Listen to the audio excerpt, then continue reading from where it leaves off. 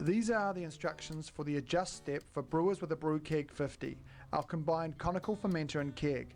This product allows a brewer to ferment, carbonate, clarify and dispense a brew all in the one vessel. In this step, we're going to monitor the temperature and pressure during fermentation and determine when fermentation is finished. Then we're going to chill the beverage and perform 2 clarifications. A temperature range between 20 to 25 degrees Celsius, 68 to 77 degrees Fahrenheit, will ensure a strong fermentation for all beer styles.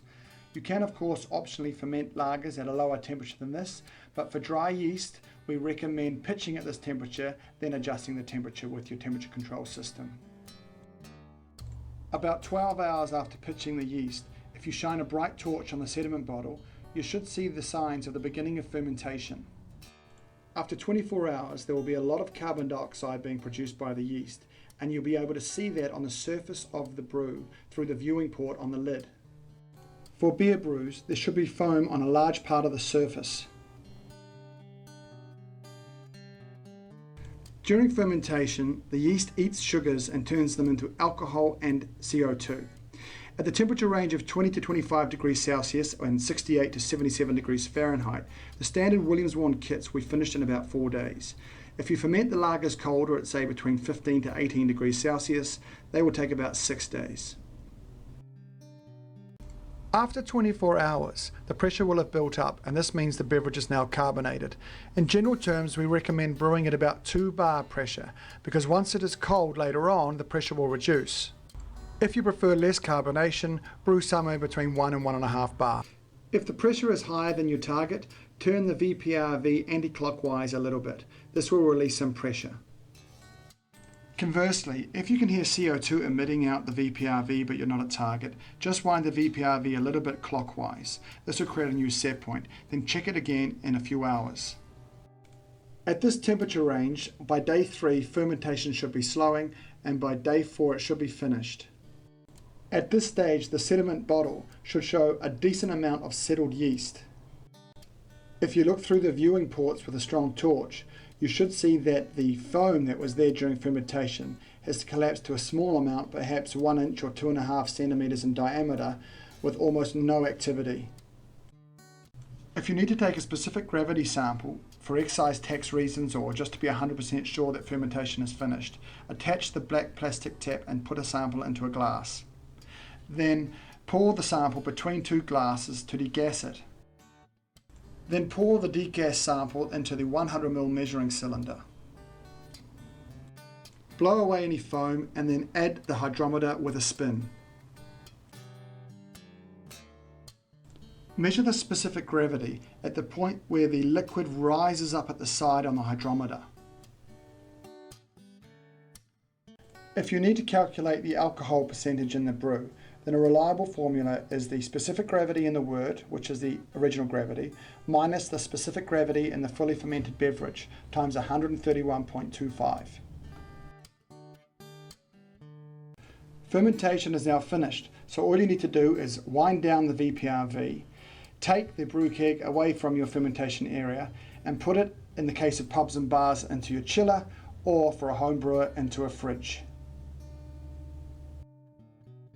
Target a temperature between 1 and 4 degrees Celsius or 34 to 39 degrees Fahrenheit and wait 12 hours. Williams-Warn cider doesn't require a clarification step and will clarify itself once it is cold for 12 hours. So at that stage, just close the butterfly valve and remove the sediment bottle as shown at the beginning of the dispense video. Beer, on the other hand, requires a clarification with our clarification agent. Once chilled, the yeast should be quite settled. So bleed about 200 milliliters or 7 fluid ounces from the bleed valve and then close the butterfly valve. Ensure you have your CO2 supply set up to a grey quick disconnect fitting. In this example, we're setting a pressure of 1.5 bar on our portable CO2 cylinder. Then add 60 milliliters or 2 fluid ounces to the measuring cylinder. Add this to the clarification pot and put the lid on. Then connect the grey quick disconnect fitting to the top of the lid. Press the button on the VPRV and lower the pressure in the brew keg to 0.5 bar under what you've set on the low pressure side on your gas system.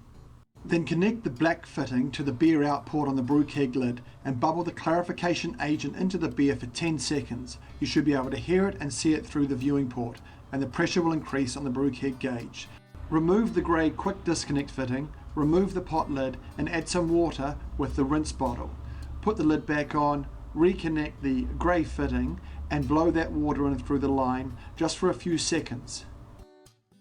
Then remove the black quick disconnect fitting and add the grey quick disconnect fitting to the gas port on the brew keg lid.